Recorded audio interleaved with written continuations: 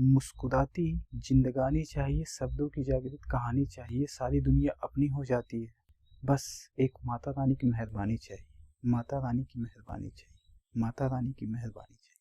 बहुत बहुत नमस्कार, मैं आपका दोस्त, आपका भाई, आपका मेंटर एक बार फिर से आपको नेशनलिज्म इन यूरोप पढ़ाने आया हूँ। ठीक है, पार्ट फर्स्ट हमने देख लिया था, पार्ट सेकंड हमने देख लिया था, आज हम देख रहे हैं part third that is nationalism in Europe. और पार्ट थर्ड में हम क्या कवर करेंगे?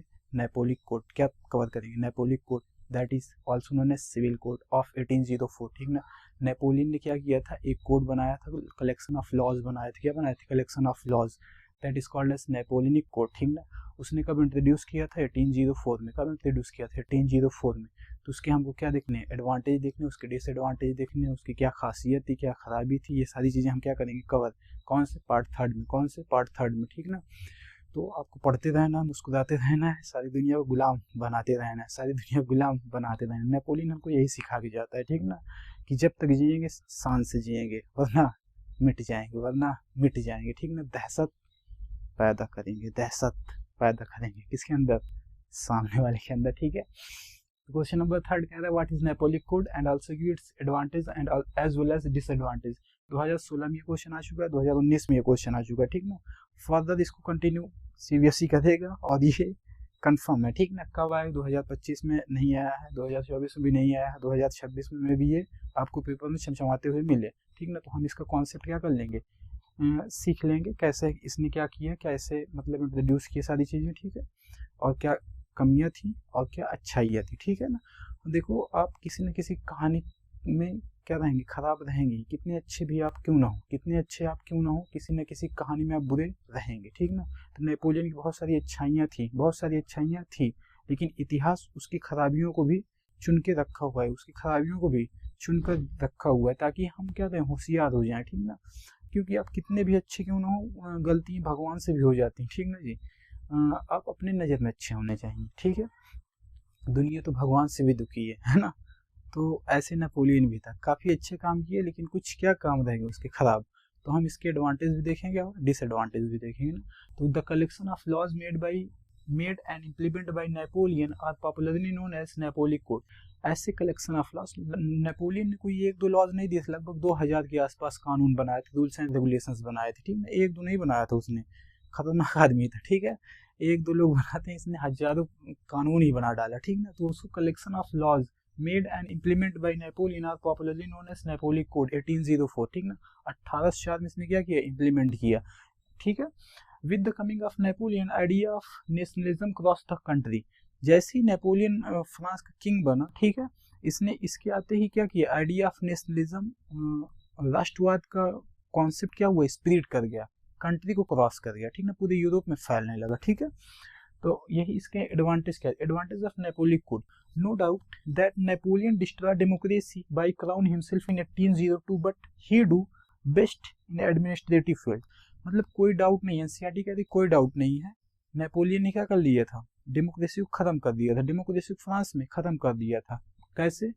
1802 में अपने आप को क्या पहनाकर? क्राउन पहनाकर अपने आप को क्या घोषित कर दिया इसने? राजा। क्या घोषित कर दिया? राजा। फ्रांस के इतिहास में ऐसे पहली बार हुआ था, फ्रांस के इतिहास में ऐसे पहली बार हुआ था कि किसी फैमिली, पहले क्या करती थी फैमिली, राजा का बेटा राजा बनता था, लेकिन पहली बार ऐसा हुआ कि एक मिडिल क्लास लड़का जो कॉर्सिका आइलैंड से निकल कर आया और फ्रांस की गद्दी पे क्या किया? रूल किया। तो ऐसे ही इसने क्या किया? पूरे यूरोप के राजाओं को क्या किया? आमंत्रित किया, निमंत्रण दिया, भैया आइए, हमारा क्या है? राज्याभिषेक। क्या है? राज्याभिषेक। सबको लाल वाली कुर्सी पर बैठा दिया और सब आए भी, क्योंकि इससे लोग डरते थे। क्या करते थे जी? डरते थे। इसके पास अप्रॉक्स 20 लाख आदमी थे। कितने आदमी थे? 20 लाख आदमी। मतलब ये दबदबा बना दिया अपना पूरा यूरोप में। ठीक ना, एक मिडिल क्लास का था ये वो, लेकिन इसने क्या बनाया? दबदबा बनाया, अपने आप को राजा घोषित किया और लोग इसके दरबार में आए भी और लाल वाली कुर्सी पे बैठे भी। ठीक है, इसका कोई अपोज करता था?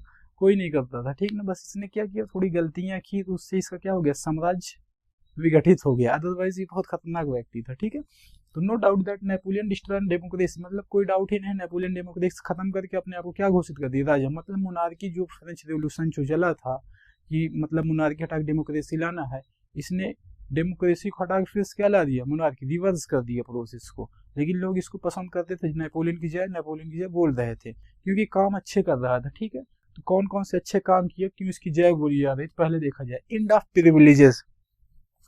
प्रिविलेजेस मतलब जो सुविधाएं, जो पहले जो कलर क्लास होती थी, मतलब क्लर्जिकल, ठीक ना, जो पहले अच्छी क्लासेस होती थी, जो मतलब फादर वाली, ठीक ना, फादर कॉन्सेप्ट होता है ना यूरोप में, फादर है कि जो फादर होते चर्च वगैरह में रहते हैं, नहीं क्लर्जिकल उनको बोलते हैं, एलाइट क्लास वगैरह, उनके पास बर्थ, अगर आप उस क्लास में अपर क्लास में पैदा हो गए हैं तो आपको कुछ विशेष अधिकार मिलेंगे, उसे बोलते हैं प्रिविलेजेस। क्या बोलते हैं? प्रिविलेज। नेपोलियन इसको खत्म कर दी। End of privileges based on birth.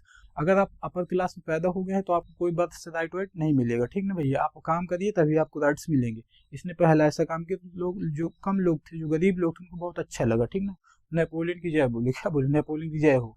फिर इसने एक अलग कॉन्सेप्ट लाया गरीबों के लिए, abolish feudal system and free peasant from serfdom and manorial dues, end of slavery। Basically इसने क्या किया, जो बेगार होते हैं, जो लोग क्या कर रहे थे, जमींदार लोगों के यहाँ काम करते थे, एक बार वो क्या कर लेते, इनको बाय कर लेते थे लोगों को, और उसके बाद इनसे क्या कर रहे, पूरी जिंदगी काम करवाते थे, ठीक ना, जिसको सर्फडम बोला जाता है। तो नेपोलियन ने इसको फ्यूडल सिस्टम को क्या कर दिया, खत्म, जमींदारी को क्या कर दिया, खत्म, जिससे बेगारी जो मजदूर खरीदे गए थे वो भी क्या हो गया, फ्री हो गया। क्या होगा? फ्री हो गए। जो पीजेंट थे वो क्या हो गया, फ्री हो गया। क्या हो गया? फ्री। तो ये इससे भी जो मजदूर थे, जो लोग गरीब लोग थे, वो भी नेपोलियन क्या बोले, जय। क्या बोले, जय। नेपोलियन बेसिकली सीख के आया था, पूरी राजनीति सीख कर आया था। उसको फ्रांस पे क्या करना था, राज करना था। क्या करना था, राज। तो वो अपने साथ क्राउड ले आ रहा था। क्या ले आ रहा था, क्राउड। पहला प्रिविलेजेस एंड कर दिया, तो उसके साथ एक बड़ी भीड़ आई। फिर उसने दूसरा क्या कर दिया, एंड ऑफ स्लेवरी, तो उसके पीछे स्लेव आए। जैसे जैसे भीड़ आपके पीछे आती जाती है ना, आपके पास पावर आती है। क्या आती है, पावर आती है। सामने वाला आपको देख के डरता है। नेपोलियन वही कर रहा था, अपने साथ में सामने क्या ला रहा था, भीड़। अपने साथ क्या ले आ रहा था, भीड़, क्राउड लेके आ रहा था, ठीक ना। तो ये फर्स्ट हो गया अच्छा काम नेपोलियन का। सेकेंड अच्छा काम हो गया नेपोलियन का, ठीक ना। थर्ड पे आते हैं, and of guild restrictions. Guild restriction मतलब बेसिकली पहले जो बिजनेस करते थे लोग फ्रांस में, उसमें क्या होती, गिल्ड रिस्ट्रिक्शंस होते थे, हर कोई बिजनेस नहीं कर सकता फ्रांस में। लेकिन नेपोलियन के आते ही गिल्ड रिस्ट्रिक्शंस को क्या कर दिया गया, हटा दिया गया। क्या कर दिया गया, हटा दिया गया। कौन, किसके थ्रू? नेपोलियन कोड के थ्रू। किसके थ्रू? नेपोलियन कोड के थ्रू। मतलब कोई भी बिजनेस कर सकता है। पहले टाउन्स में बिजनेस होते थे, अब कहीं भी कोई भी बिजनेस कर सकता था। गिल्ड रिस्ट्रिक्शन को क्या किया गया, हटाया गया। तो मतलब एक गरीब इंसान भी बिजनेस कर सकता था, गरीब इंसान भी बिजनेस कर सकता था। तो जो भीड़ आजाद हुई थी, एंड ऑफ स्लेवरी सिस्टम हुआ था, तो मजदूर भी अब किस में जाने लगे थे, बिजनेस की फील्ड में। किसमें जाने लगे थे, बिजनेस की फील्ड में। तो नेपोलियन की जय, नेपोलियन की जय, ठीक ना। फिर से चौथा, standard weight and measurement. Napoleon चौथी अच्छी बात किया कि एक मतलब पूरे फ्रांस में एक स्टैंडर्ड वेट एंड मेजरमेंट, मतलब कहीं पे मान लो वेटिंग मशीन कितने, एक किलो चीनी है तो मान लो 46 रुपए की मिल रही है, कहीं पे 1 किलो चीनी कितने की मिल रही थी, 50 रुपए की। तो ऐसे ये जो सिस्टम अप डाउन था ना, इसको क्या किया उसने, खत्म। स्टैंडर्ड वेट्स एंड मेजरमेंट, मतलब अगर 46 रुपए की 1 किलो चीनी मिलती है तो 1 किलो ही उतना ही चीनी आपको कहीं भी पूरे फ्रांस में मिलेगी 46 में। इसमें कोई इफ एंड डाउट नहीं होना चाहिए, ठीक है। तो इसने स्टैंडर्ड वेट एंड मेजरमेंट लागू किया। फिफ्थ नंबर पे इसने क्या बोला, नेशनल करेंसी। इसने क्या ला दिया, नेशनल करेंसी। पहले लोग व्यापार करने में झिझकते थे ना, ट्रेड एंड कॉमर्स क्या हो जाता था, रुक जाता था। जैसे बार्टर सिस्टम में हमने देखा था इकोनॉमिक्स में, तो वैसे चीजें हो रही थी। लेकिन इसने क्या किया, नेशनल करेंसी लाया। क्या लाया, नेशनल करेंसी, ताकि ट्रेड एंड कॉमर्स को क्या मिले, बढ़ावा। क्या मिले, बढ़ावा। फिर नेपोलियन क्या बोलेगी, जय। क्या बोलेगी, जय। फिर आते हैं, आगे चलते हैं, ट्रांसपोर्ट एंड कम्युनिकेशन इम्प्रूव। मतलब इसने एक से क्या ट्रांसपोर्टेशन सिस्टम लाया, ठीक है ना। जैसे ट्रेन वगैरह का इक्विपमेंट क्या किया, बहुत फास्ट कर दिया इसने। कम्युनिकेशन टेलीग्राफ वगैरह इसने लॉन्च किया फ्रांस में, ठीक ना। जिससे कम्युनिकेशन सिस्टम क्या हो गया, बहुत इंप्रूव हो गया, ठीक ना। लोग कहीं भी रहते थे अपने घर पे बातचीत कर पाते थे, जिससे क्या हुआ, ट्रांसपोर्टेशन भी इंप्रूव हुआ और कम्युनिकेशन भी। फिर नेपोलियन क्या बोलेगी, जय। ये अच्छाइयाँ चल रही नेपोलियन कोड की, ठीक है, एडवांटेज। फिर इसने और क्या तीर चलाया, देखो, इक्वालिटी बिफोर द लॉ। आप कहीं भी पैदा हुए हो, कहीं भी, किसी घर में, किसी कहीं भी, ठीक ना, आप राजा के बेटे किसके बेटे कोई फर्क नहीं पड़ता। इक्वालिटी बिफोर द लॉ, आप कानून के सामने क्या होंगे, एक बराबर। क्या होंगे, एक बराबर। ये मैं हूँ, या फाटी शर्ट पहन के कोई आया वो भी, दोनों लोग क्या होंगे, कानून के सामने बराबर। इक्वालिटी बिफोर द लॉ, ठीक ना, जो पहले नहीं था। अगर आप राजा के बेटे तो आप छोड़ भी दिए जाते थे, लेकिन नेपोलियन के समय में ऐसा था नहीं, ऐसा था नहीं। नेपोलियन गिरा के मारता था, ठीक ना। और उसके राइट टू प्रॉपर्टी, जो गरीब लोग यहाँ से छूटे थे उनको क्या चाहिए था, जमीन। तो एंड ऑफ फ्यूडल सिस्टम हुआ। तो जैसे ही फ्यूडल सिस्टम खत्म हुआ, जमींदारी, उनकी जमीन किसके पास आ गई, नेपोलियन की। उसने उठा किसको दे दिया, गरीबों को। किसको दे दिया, गरीबों को। फिर नेपोलियन क्या बोलेगी, जय। तो नेपोलियन के पीछे एक क्राउड आ गया। क्या आ गया, क्राउड। तो तो नेपोलियन अपने आप को क्या घोषित कर दिया, राजा। क्या घोषित कर दिया, राजा। और स्ट्रांग राजा, है ना, कोई लुसफुस नहीं, है ना, भयानक राजा था कि यूरोप के लोग उससे कांपते थे। समझ में आ गया। लेकिन कुछ अच्छाइयाँ तो कुछ खराबियाँ भी, कुछ अच्छाइयाँ तो कुछ खराबी। पहले हमने देख ली अच्छाइयाँ, पहले हमने क्या देख ली, अच्छाइयाँ। पहला उसने क्या किया था, एंड ऑफ प्रिविलेजेस। दूसरा उसने क्या किया, एंड ऑफ स्लेवरी सिस्टम। तीसरा उसने क्या किया, एंड ऑफ गिल्ड रिस्ट्रिक्शन। चौथा उसने क्या लॉन्च किया, स्टैंडर्ड वेट एंड मेजरमेंट। पांचवा उसने क्या किया, नेशनल करेंसी लाया। छठवा उसने क्या किया, ट्रांसपोर्ट एंड कम्युनिकेशन सिस्टम को इम्प्रूव किया। सातवां क्या किया, इक्वालिटी बिफोर द लॉ। आठवां क्या किया, राइट टू प्रॉपर्टी। तो सब लोग खुश हो गए, ठीक है। अब सुख आया है तो दुख भी आएगा, सुख आया है तो दुख भी आएगा, ऐसा मैं नहीं कहता। कौन कहती है, एनसीईआरटी कहती है। कौन कहती है, एनसीईआरटी। तो एडवांटेज हमने देख लिया, अब क्या देखना है, डिसएडवांटेज ऑफ नेपोली कोड। तो इसमें पहले इसने क्या कहा, initially French army welcome as harbinger of liberty but goodness converted into badness because. कह रहा शुरुआत में फ्रेंच आर्मी जो भी देश में जाती थी इसको कैसे वेलकम किया जाता, हर्बिंगर मतलब अग्रदूत, आज़ादी के अग्रदूत, जो मतलब सबसे आज़ादी दिलाने के लिए सबसे आपकी पहले लाइन में खड़े हूँ। कहाँ खड़े हूँ, पहले लाइन में। भैया आधी रात को फोन लगाओ, आपको कोई ना कोई फोन उठाएगा, ठीक ना। तो वो क्या है, हरविंगर क्या है, अग्रदूत मतलब आगे वाला। कुछ लोग फोन नहीं उठाते हैं, ठीक है, काम समझ जाते, काम है तो नहीं उठाते हैं। तो वो लोग कौन है, पीछे वाले दूत हैं। कौन से दूत है, पीछे वाले। लेकिन फ्रांस की आदमी कैसी थी, हरविंगर मतलब अग्रदूत थी। आपको आज़ादी दिलाने के लिए सबसे आगे खड़ी हो जाती थी, ठीक ना। मोनार्की सिस्टम को खत्म करने के लिए क्या होती थी, आगे। लेकिन अब वो चीजें क्या होने लगी थी, खत्म। क्या होने लगी थी, खत्म। क्योंकि नेपोलियन खुद क्या बन गया था, राजा। क्या बन गया था, राजा। तो इसमें कौन कौन से मतलब गुडनेस कैसे बैडनेस में कन्वर्ट हो गई, ये हमको देखना है। पहला point, force recruitment in army. मतलब नेपोलियन ने कंपलसरी कर दी कि आपको आर्मी में भर्ती होना है, आर्मी में भर्ती होना है। भैया मेरा मन नहीं है तो मैं नहीं होऊंगा, है ना। देश प्रेम एक तरफ है, आप जबरदस्ती किसी को आर्मी भर्ती कराएंगे तो वो नहीं लड़ेगा, क्या कर लेंगे आपसे, ठीक है। तो नेपोलियन ने क्या किया, जबरदस्ती लोगों को क्या बुलाया, आर्मी में। कहाँ रिक्रूटमेंट किया, आर्मी में। तो लोग इससे दुखी हुए थोड़ा सा, चलो ठीक है भैया, एक बार थोड़ा कम दुखी हुए, चलो आर्मी में तो जाना है, देश के प्रति कुछ ना कुछ करना है हमें, ठीक है। तो लोग पहले इससे क्या किया, थोड़ा सा मतलब कि दुखी हुए, लेकिन फिर भी इसकी बात माने। तो इसने दूसरा क्या कर दिया, इंक्रीज टैक्स। सोचो जो फ्रेंच रिवोल्यूशन स्टार्ट हुआ था, टैक्स बढ़ाने की वजह से स्टार्ट हुआ था। तो इसने भी आखिरी में क्या कर दिया, टैक्स को इंक्रीमेंट कर दिया। क्या कर दिया, इंक्रीमेंट कर दिया। किस लिए, क्योंकि आर्मी बढ़ेगी तो उसको क्या देना है, पेमेंट। क्या देना है, पेमेंट। क्या देना है, पेमेंट। तो पेमेंट कहाँ से आएगा, टैक्स से आएगा। कहाँ से आएगा, टैक्स से आएगा। तो इसने आर्मी बढ़ाई तो उसके एवज में इसको क्या करना पड़ा, उसको बैलेंस करने के लिए इंक्रीज टैक्स। क्योंकि सैलरी देनी है आर्मी में, कोई भर्ती होगा तो सैलरी भी नहीं दोगे तो कैसे काम करेगा। तो थर्ड इसने गलत काम क्या किया, लैक ऑफ पॉलिटिकल फ्रीडम। तो जब लोग इसके मुद्दे को उठाने लगे, भैया जबरदस्ती आर्मी में भर्ती करवाना, जबरदस्ती आर्मी में भर्ती करवा रहे हैं, प्रेस वाले छापने लगे, तो इसने क्या कर दिया, प्रेस वालों को धमकाना शुरू किया। भैया ये सब मेरे बारे में गलत बातें आप नहीं छाप सकते, मेरे बारे में गलत बातें आप नहीं छाप सकते हैं, ठीक ना। अगर छापे तो नौटंकी फिर खत्म हो जाएगी वहीं पे। Censorship of press, censorship on press, मतलब प्रेस पे क्या लगा दिया, सेंसरशिप। क्या लगा दिया, सेंसरशिप। तो वो मतलब पहले लोगों के पास जाने से पहले अखबार किसके पास आता था, नेपोलियन के पास। किसके पास आता था, नेपोलियन के लोगों के पास, कि आप देखिए नेपोलियन के बारे में कुछ गलत तो नहीं लिखा है, अदरवाइज आपका अखबार क्या कर दिया जाएगा, सीज। क्या कर दिया जाएगा, सीज। ये वो इन्फॉर्मेशन आप हटाइए, अदरवाइज अखबार छापना बंद करिए। तो इसको बोलते हैं सेंसरशिप। क्या बोलते हैं, सेंसरशिप। मतलब बेसिकली मेरे बारे में कोई खराब खबर उसमें नहीं छपनी चाहिए, जो जनता में क्या फैलाए, अराजकता, ठीक। मेरे खिलाफ कोई चीज आप छाप नहीं सकते आप अखबार में, इसको बोलते हैं सेंसरशिप। तो पहला क्या किया इसने, फोर्स रिक्रूटमेंट इन आर्मी, उसके वजह से क्या करना पड़ा, टैक्स बढ़ाना पड़ा। जब पॉलिटिकल फ्रीडम मतलब कि लोग एक दूसरे मतलब लोग जब नेता लोग आके इसकी गलत चीजों को उजागर करने लगे, तो इसने क्या लगा दिया, सेंसरशिप पे, इस पर, ठीक है। फिर अगला था extreme nationalism harm France by losting Rhineland in Leipzig war 1813। मतलब एक्सट्रीम नेशनलिज्म, नेपोलियन ने क्या ला दिया था, एक्सट्रीम नेशनलिज्म, उग्र राष्ट्रवाद, ठीक है। एक होता है देश प्रेम, एक होता है अत्यधिक देश प्रेम। इसने बिना मतलब पूरे यूरोप वाले रसिया पे मास्को मिशन किया। मास्को मिशन से जब वहां पे ये 6 लाख सैनिक गंवा कर आया, तो इसके ऊपर यूरोप वाले क्या कर दिए, अटैक। 1813 में क्या कर दिए, अटैक इसके ऊपर। और इसने क्या किया, इसको बुद्धिमत्ता दिखानी चाहिए थी, इसको वार नहीं करना चाहिए, लेकिन ये भी जबरदस्ती उस वार में क्या किया, पार्टिसिपेट। क्या किया, पार्टिसिपेट। भैया हम मारेंगे सबको, ठीक ना। और खुद पाया ये वहीं पे, खुद लाठी लाठी पाया, और लिप्जिग वार में ये क्या कर गया, हार गया।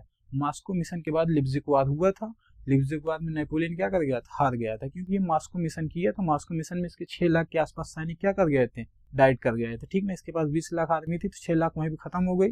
तो इसका जो मेन कमांडर थे वो क्या कर गए थे, हार गए थे, मतलब लगभग मॉस्को मिशन में डेड हो गए थे, डाइड हो गए, मर गए थे।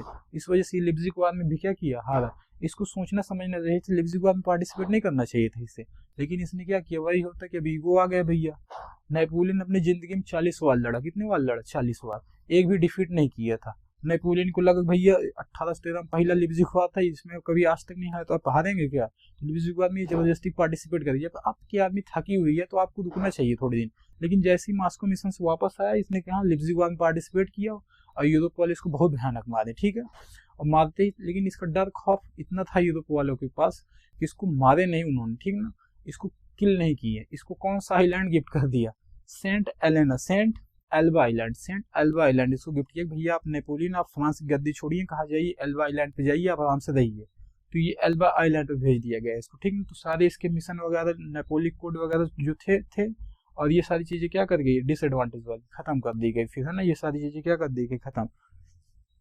तो पहले इसका एडवांटेज क्या था, end of privileges, end of slavery, second end of guild restrictions, standard weight and measurement लागू किया, नेशनल करेंसी लागू किया, ट्रांसपोर्ट एंड कम्युनिकेशन इंप्रूव किया, इक्वालिटी बिफोर द लॉ लाया, राइट टू प्रॉपर्टी कॉन्सेप्ट लाया। लोग खुश हुए इससे, लेकिन धीरे धीरे क्या हुआ, हार्बिंगर ऑफ लिबर्टी किस में कन्वर्ट होने लगी, राक्षसों में, किसमें कन्वर्ट होने लगी, राक्षसों में। अग्रदूत थे भैया, ये आजादी का परचम लहरा रहे थे, लेकिन ये किसमें कन्वर्ट हो गया, राक्षसों की प्रवृत्ति आने लगी। कैसे, फोर्स रिक्रूटमेंट हमें जबरदस्ती ये किसमें भर्ती किया, आर्मी में लोगों को।